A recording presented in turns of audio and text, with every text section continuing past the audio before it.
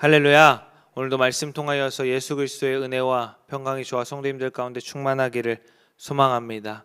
오늘 말씀에 보니까 사도들의 그 일들이 또 이제 등장하죠.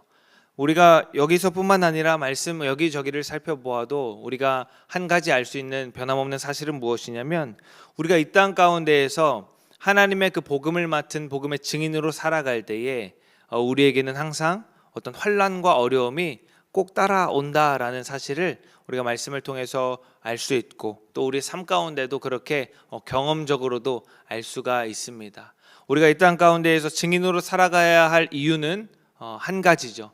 예수님께서 사도행전 1장 8절에 우리가 예수님의 그 지상 명령, 마지막 명령이다라고도 하는, 예수님께서 하늘로 이제 승천하시기 이전에 너희가 성령을 받고 너희에게 권능이 임하면 예루살렘과 사마리아와 땅끝까지 이르러서 내 증인이 되리라 라고 말씀하신 그 예수님의 그 말씀, 그것을 우리가 명령 삼아서 사도들도 그러하였고 초대교회 성도들도 그러하였고 오늘날을 살아가는 저와 여러분도, 모든 성도들은 이 땅에서 예수 그리스도의 증인, 다시 말하면 복음의 증인으로 살아가야 하는 것입니다. 그런데 그 명령을 따라가서 우리가 살아갈 때에 항상 어떤 그 어려움들이, 환난과 핍박들이 따라오는 것이 사실입니다. 왜냐하면 이 땅에는 아직 그 사탄이 왕노릇하고 있기 때문에 주님 다시 오시는 그때까지 우리가 계속해서 복음을 증거하며 증인의 삶을 살아갈 때에 그것을 방해하고 그것을 하지 못하게 하려는 계속되는 어떤 사탄의 방해와 공격들이 뒤따르게 되는 것이죠. 그런데 오늘 말씀을 가만히 살펴보니까 그 환난과 핍박 중에서도 어쩌면 우리가 이 땅에서 복음을 증거할 때에 그것을 반대하고 저항하는 일들, 세상 사람들이 그것을 반대하고 우리가 복음을 증거할 때에 세상 사람들이 그것을 외면할 때는 오히려 우리가 그런 부분들은, 그래, 우리가 환난과 핍박이 있을 수 있지, 우리가 이것을 또 이겨내고 저 사람들은 모르기 때문에 또 복음 증거해야지, 이렇게 위로하면서 또 우리가 마음을 추스릴 수 어느 정도 있을 것입니다. 그런데 우리가 오늘 말씀을 보면은 17절에 보니까 대제사장들과 그와 함께 있는 사람, 즉 사두개인들과 사두개인의 당파가 다 마음에 시기가 가득하였다라고 말합니다. 이 시기라는 것은 우리가 좀 감당하기가 쉽지는 않습니다. 왜냐하면 이 시기는 어디서 일어나냐면 몸된 교회 안에서 일어나기 때문입니다. 세상 사람들이 우리가 복음의 증인으로 살아간다고 해서 우리를 시기하거나 질투하거나 그렇게 하지 않습니다. 이 시기라는 것은 우리가 한 가족을 이루고 한 몸을 이루는 이 공동체 안에서 복음의 증인의 삶을 감당할 때에 어떤 사탄의 역사로 말미암아 내 안에 그것이 일어날 수도 있고, 혹은 누군가에게 그것이 일어나서 이 시기라는 것이 가득하여져서 그 환난과 핍박이 그것을 통해서 올 때에 우리가 어쩌면 그 일을 맞닥뜨릴 때는 그것을 감당하기가 쉽지는 않습니다. 왜냐하면 우리가 함께 이 일을 감당해야 할 자들이 시기와 질투로 말미암아 분열하고 찢기게 되는 일이 생기면 우리가 이것들을 감당할 때에 오히려 마치 우리가 아군에게 뒤통수를 맞은 것처럼 그것을 더 감당하기가 쉽지 않게 되는 것이죠. 왜 이 시기가 우리 가운데 일어나는가? 이것은 우리의 죄성 때문인 것입니다. 우리 연약하고 나약한 그 죄성 때문에 우리 안에 그 시기가 찾아오는 것이죠. 이 시기가 찾아오는 것은 결국에는 무엇이냐면, 시선이 하나님께로 향하여야 하는데 사람에게 그 시선이 향할 때에 우리 안에 시기가 찾아오게 되는 것입니다. 성경에 보니까 사울과 다윗의 관계를 볼 때도 그러합니다. 사울이 이스라엘의 일대 왕이 되어져서 하나님께 맡겨주신 그 사명과 그 왕의 직분을 감당할 때 처음에는 그 일을 열심히 하나님을 의지함으로 감당하였습니다. 그런데 어느 순간부터 다윗을 백성들이 찬양하기 시작하고 다윗의 일들을 백성들이 막 이야기하는 것을 듣기 시작하니까 사울의 시선이 하나님을 의지하였고 하나님을 바라봤던 그 시선이 이제 다윗에게 향하기 시작하고, 다윗을 그 높이는 백성들에게 그 시선이 향하기 시작하니까 사울 안에 시기와 질투가 가득하기 시작하였고, 그 이제 다윗을 죽이려고까지 하는 그 일들이 평생 동안 그 안에 있게 되어집니다. 우리가 창세기 보면 요셉과 형제들도 마찬가지죠. 요셉이 물론 우리가 말씀을 보면 요셉이 뭔가 미울 만한 짓을 하는 것을 우리가 또 볼 수가 있는데, 그 형제들도 그 일들 가운데에 일하시는 하나님을 보지 못하고 그 동생의 어떤 말과 언행과 또 아버지가 동생을 이뻐하는 그 일들을 계속 집중하다 보니까 형들 안에 시기가 가득하게 일어났고 또 그를 통하여서 동생을 팔아 넘기기까지 하는, 거의 이제 죽음에 이르게 하는 것이죠. 그러한 일들이 그들 안에 있는 것을 보게 됩니다. 결국에는 그들의 모든 일들의 공통점은 무엇이냐면 그 시선이, 바라보는 것이, 하나님을 바라보아야 할 그 시선이 사람에게로, 상황에게로 그 시선이 옮겨지다 보니까 마음 가운데의 시기가 틈타고 찾아오는 것을 보게 되는 것입니다. 오늘 말씀에도 마찬가지입니다. 대제사장들과 사두개인과 당파들, 결국에는 그 종교 지도자들인 것이죠. 그들 그 유대 민족 가운데에서 하나님의 말씀을 증거하고 하나님의 말씀을 전하는 자들이 하나님을 바라보아야 할 그 시선이 사도들에게로, 사도들이 행하는 그 일들 가운데로 그 너머에 일하시는 하나님의 역사를 바라보아야 하는데 사람에게 시선이 집중되다 보니까 그들 마음 가운데에 시기가 가득하게 일어나는 것을 보게 됩니다. 그래서 사도들을 잡아서 이제 옥에 가두게 되고 그 일을 못하게 하고 그 말을 전하지 못하게 하는 것을 이제 보게 되는 것이죠.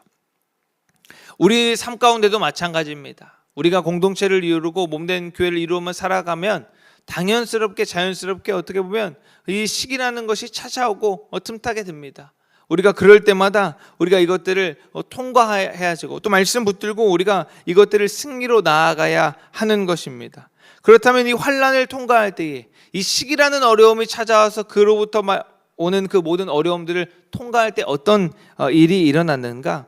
사도들이 이 시기 가운데 있었지만, 시기 가운데에 있어서 옥중에 갇혔지만 그것을 믿음으로 돌파할 때에 나중에 어떤 일이 일어나냐면 결국에는 말씀이 그들의 입을 통하여서 다시금 선포되고 복음이 증거되는 일이 일어나게 됩니다. 사랑하는 성도 여러분, 저와 여러분이 어떤 내 안에 시기가 틈탈 수도 있고 혹은 내가 원하던 원치 않던 상황 가운데에서 그 시기와 질투 가운데에 내가 환난과 핍박을 당할 수 있습니다. 그런데 그때에 우리가 이것을 믿음으로 통과할 수 있는 그 구심점, 그 목적지, 목표가 무엇이냐면 이 환난을 우리가 통과할 때에 또 다시 한 번 더 예수 그리스도가 증거되고 예수 그리스도의 말씀이 선포된다라는 사실을 기억하시기를 소망합니다. 결국에는 나를 통하여서 내가 이 환난과 어려움을 통과하는 것을 통하여서 하나님이 영광 받으실 것을 우리가 기억하면서 말씀을 통하여서 그러한 일들이 분명히 증거되었기 때문에 내가 이 상황 가운데 마음에 어려움이 있고 정말 그 마음에 찢김이 있지만 내가 이것을 통과하면 나를 통하여서 주님이 증거되겠구나, 하나님이 영광 받으시겠구나라는 그것을 하나 붙들고 우리가 믿음으로 나아가기를 소망합니다. 그럼 어떻게 우리가 이것을 통과할 수 있는가? 베드로와 사도들이 이렇게 이야기합니다. 29절의 말씀을 함께 보겠습니다. 29절 함께 읽습니다. 시작. 베드로와 사도들이 대답하여 이르되 사람보다 하나님께 순종하는 것이 마땅하니라. 아멘. 결국에 앞서 말씀드린 것처럼 시선을 하나님께로 돌리는 것이죠.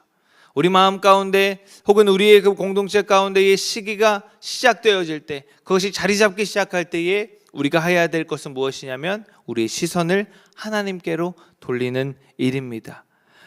저 역시도 저의 시선이 사람을 향하게 되고 상황을 향하게 되고 어떤 그 되어지는 일들에 자꾸 시선이 향하게 되면 시기뿐만 아니라 여러 가지 마음의 어려움들이, 내가 이 복음의 증인으로서 살아가는데 여러 가지 걸림과 장애들이 계속해서 몰려오게 됩니다. 그런데 그때에 우리 눈을 들어서, 믿음의 눈을 들어서 복음을 바라보고 하나님을 바라보게 되면 그 여러 장애물들은 나에게 아무런 영향력을 행사할 수 없는 것을 우리가 보게 됩니다. 사랑하는 성도 여러분, 우리가 그 환난이 다가올 때에, 특별히 어떤 시기와 그 마음의 어려움들이 다가올 때에 그것에 집중하고 그것을 묵상하기보다 눈을 들어서 주님을 바라보는 저와 여러분 되기를 소망합니다.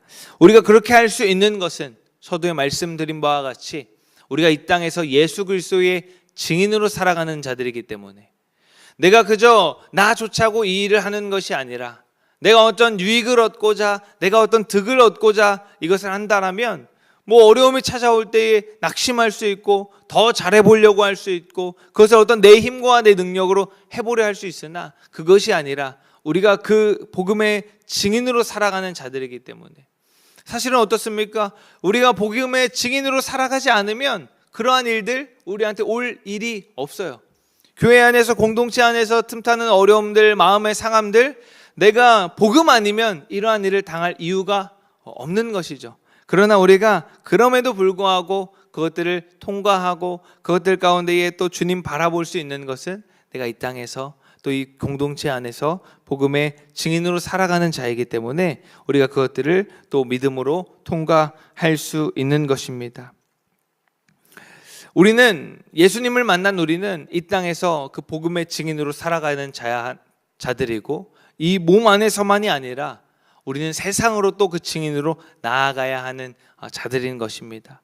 우리가 매주 하는 그 공동체 고백 가운데에도 시작에 어떤 그 고백이 있습니까? 우리는 세상으로 보냄받은 하나님의 증인이다, 보냄받은 그리스도의 제자이다 라고 하는 그 고백이 있지 않습니까? 우리가 이 공동체 안에서 그 어려움과 어떤 시기와 질투 가운데에 그것에 묻히는 것이 아니라 그것을 믿음으로 통과하고 또 한 단계 그 성장된 그 증인의 삶으로 또 세상으로 나아갈 때에 저와 여러분을 통하여서 예수 그리스도가 증거되는 것이고 예수 그리스도의 이름이 더 높임 받게 되어지는 것입니다. 그래서 주일날 선포하된 말씀처럼 우리의 삶을 통하여서 복음밖에 없는 저와 여러분을 통하여서 또 복음이 또 한 걸음 더 증거되게 되는 것입니다. 말씀을 정리하고자 합니다.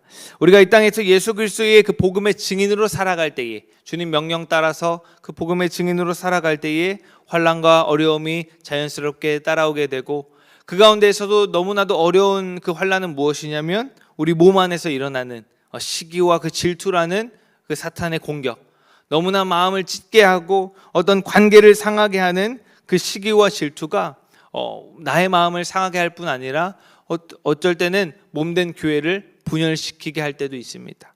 그런데 우리가 그때마다 기억해야 할 것을, 이 상처를 뚫고 이겨낼 수 있는 것은 우리의 시선을 주님께로 향하는 것이라는 사실을 기억하시기를 소망합니다. 내가 이것을 뚫고 나아가면, 내가 이 어려움 상황 가운데서 낙심하고 주저앉는 것 아니라 내가 이것을 묵묵히 믿음으로 이겨내고 나면 결국에는 주님의 이름이 드러날 것이고 주님이 영광 받으실 것이라는 사실을 기억하시면서 주님 바라보는 저와 여러분 되기를 소망합니다.